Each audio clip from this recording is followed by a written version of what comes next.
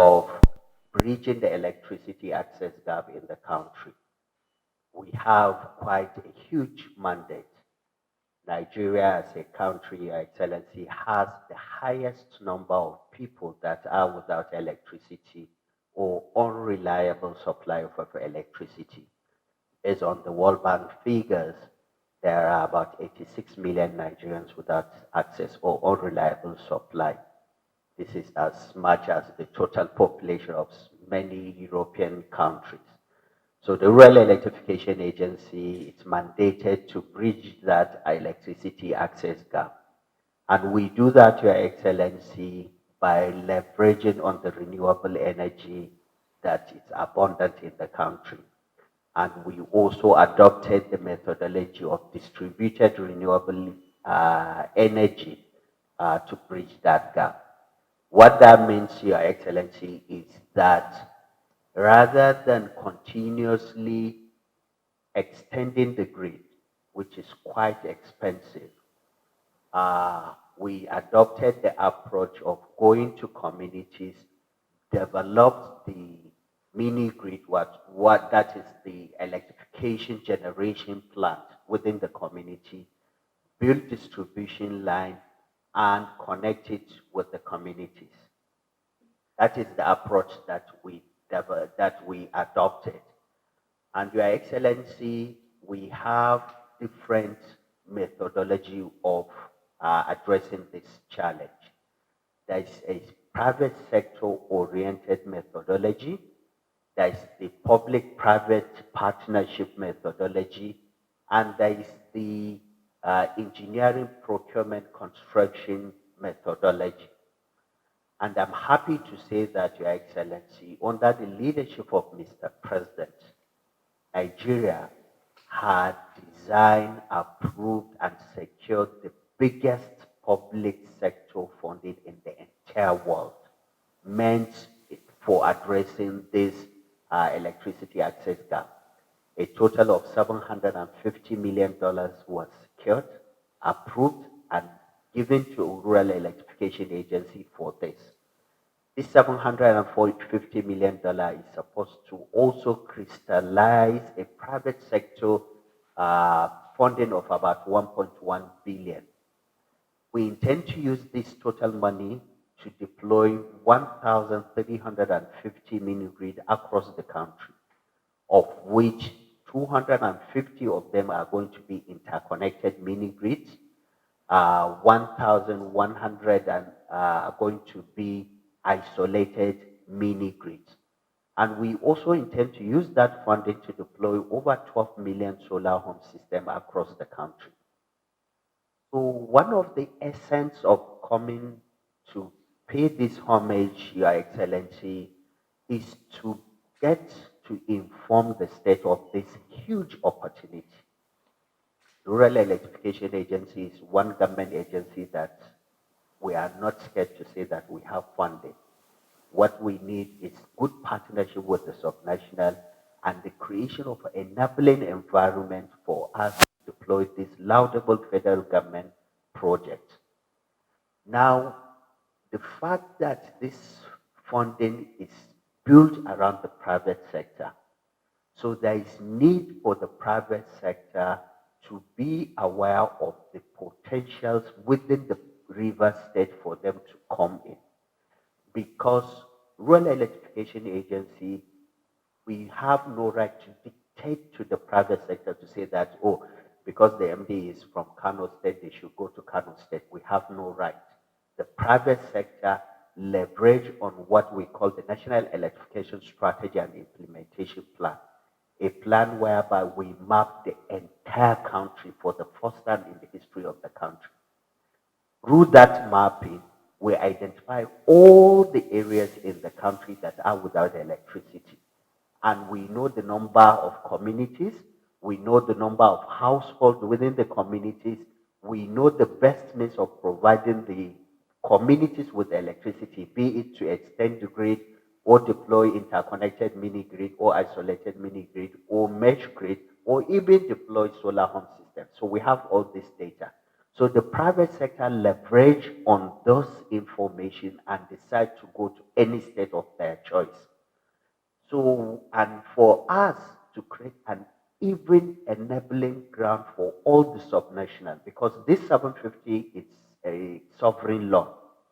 So for each state to equally benefit from it, we organize state by state roundtable where we bring the officials of the state, the private sector, and us, and give the opportunity to the state to tell the private sector why they should come to that state, and also give an opportunity to the private sector to tell the state official what are their experience in operating within the state.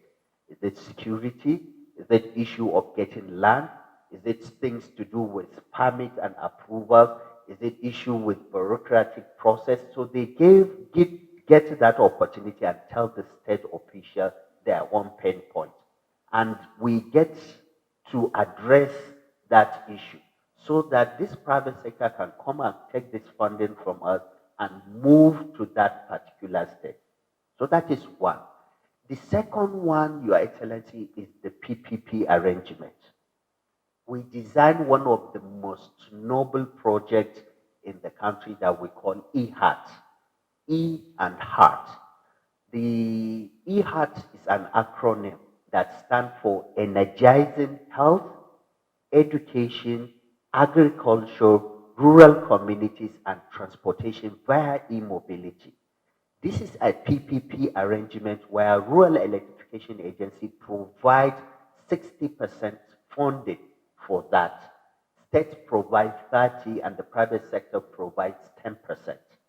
We also have mapped communities that meet our criteria. That is the communities that have functional primary health care unit, functional either secondary, primary, or technical education, functional agricultural clusters or hub, and a very good transportation network.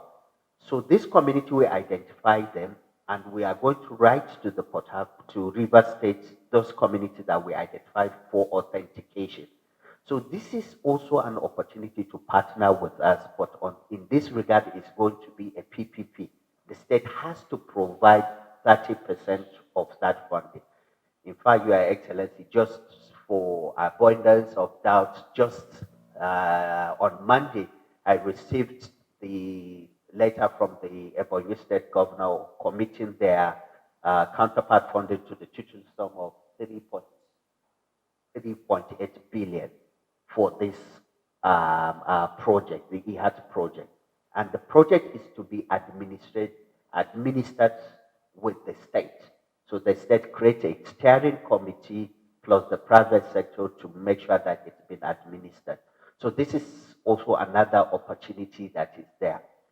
Thirdly, there are projects that we finance them 100%. And I'm happy to say that River State is one of the major beneficiaries of that project. University of Port Harcourt, we have deployed close to 11 megawatts of hybrid mini-grid, interconnected mini-grid at the university. And this project is about to be completed. We did not just deploy that mini-grid, we built a world-class training center at the university, and we involved 20 female STEM students of the state from ground testing to the commissioning of this project, so that we build talent pipeline of people within the renewable space that will continue to get access to job opportunities in the renewable energy.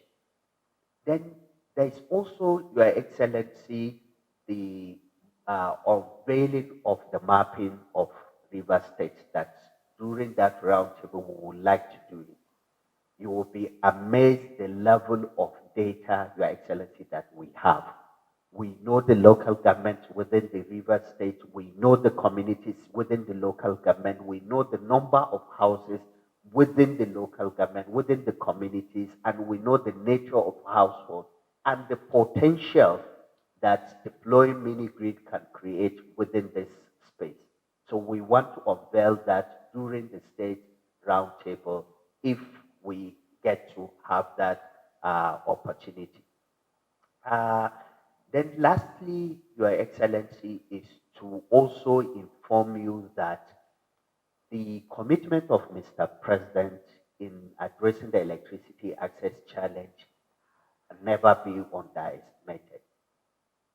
For those of us that are following the news, just the recent Federal Executive Council, Mr. President has approved additional 140 something billion for Rural Electrification Agency for our intervention. There is also additional 68 billion that has been approved for us to deploy what we call productive use of equipment. These are solar-based equipment that that do not require any access to electricity or generators that we are going to share around all over the country under the productive use initiative of Mr. President. And when the time comes, Your Excellency will definitely approach you in that regard. We also have, lastly, the concept of us, because we are conscious, most of this money that we are spending, the equipment, we tend to import them. So we want to also leverage on the Nigeria First policy, the Mr. President Nigeria First policy, to start to reverse that. So we start to crystallize private sector investment into different subnationals for the manufacturing or assembly of this equipment to be domesticated within the country. When Mr. President came, there was only one photovoltaic panel assembly plant in the country called Oxano, with a capacity of about 100 megawatts. But to date, we are looking at close to 3 gigawatts of capacity. We crystallize LPV in Ikotun that is producing 150 megawatts. We have crystallized 250 megawatts in Idu, in Abuja by JRV, and another one next grid JRV capacity of about 200. And we are in discussion with other companies. In fact, Your Excellency, immediately after this event, we are going back to Abuja to sign a joint development agreement with Budget Office, Federal Ministry of Finance Incorporated, Infracorp, and RDA for the deployment of 1 gigawatt in Calabar.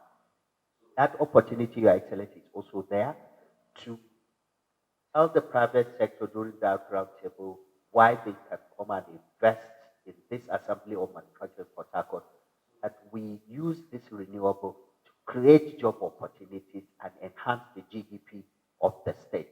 Those are all opportunities available to us. So, Your Excellency, without boring you with too much information, well, I would like to stop here and indulge for your approval for us to have this roundtable.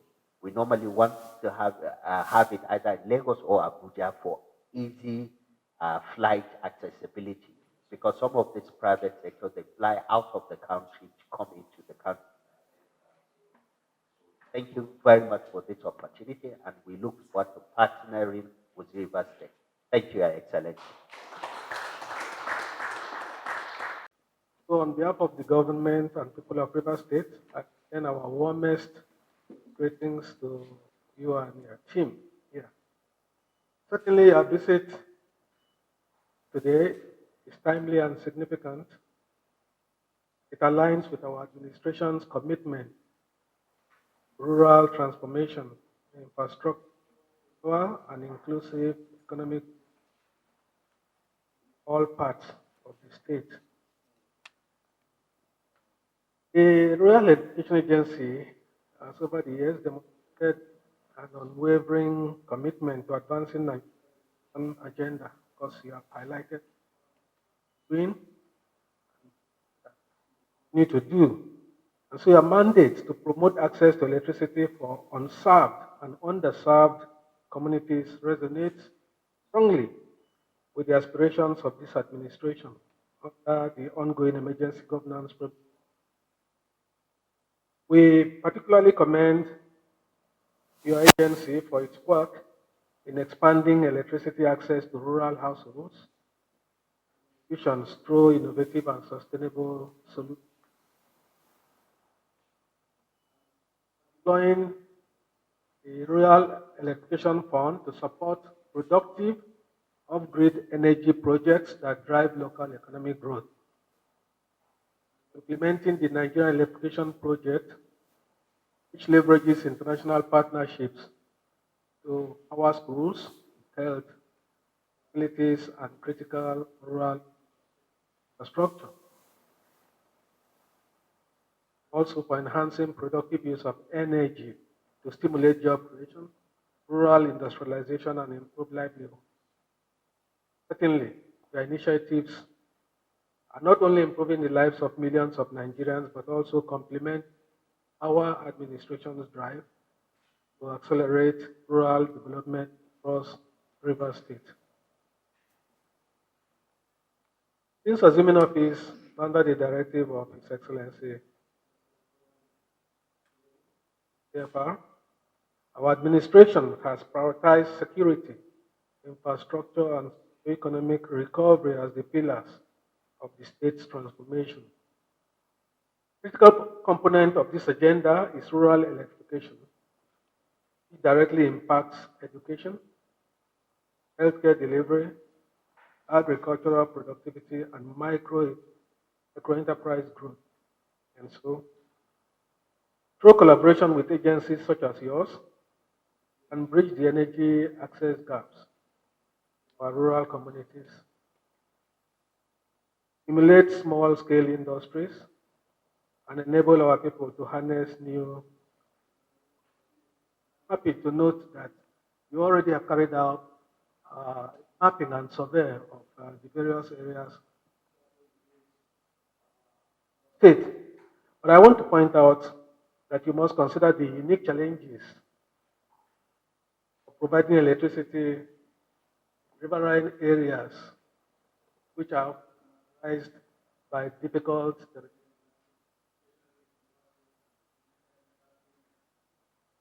So I'm particularly keen on initiatives that align with our local government and which seeks to make our 23 local government areas hubs of productive activities and sustainable growth.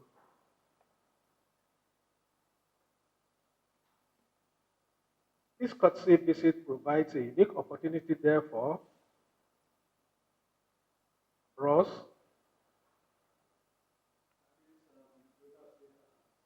as an agency to strengthen collaboration in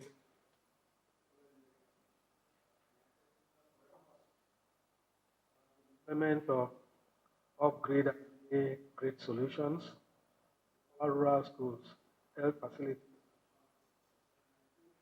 I would be lucky to conclude this and going off.